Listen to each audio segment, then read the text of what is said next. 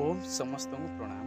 जदि आपण मानकर मनटा एकाग्र हो नहीं पारबार सब बेले किछि ना किछि भावुछन आउ मानसिक चिंता तनाव टेंशन रे भी ग्रसित अछन तो चलून आज गोटे योग अभ्यास करमा जार द्वारा आपणकर मन रो एकाग्रता रहबा आपण जेकोसी काम करछन सेथिरे फोकस कर पारबे। दुही गोड़टा को सीधा रखबे, गोटे गोड़टा एमती जंघरे रखबे आउ दुही हाथ in this state minimum 1 minute तक गोटे साइड रू रहला परे आ गोटे साइड रिलैक्स कर।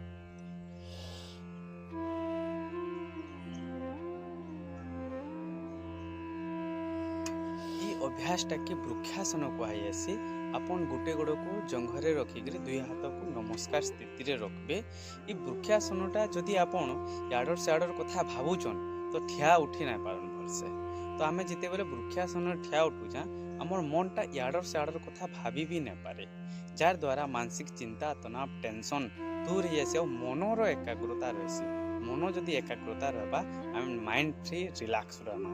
इटा के प्रत्येक दिन कम से कम 1 मिनिट ରୁ 2 मिनिट लेखन अभ्यास कर देखते आपन मन रो एकाग्रता हेबा, जार द्वारा आपन मानसिक रोग दूर हो पारबा।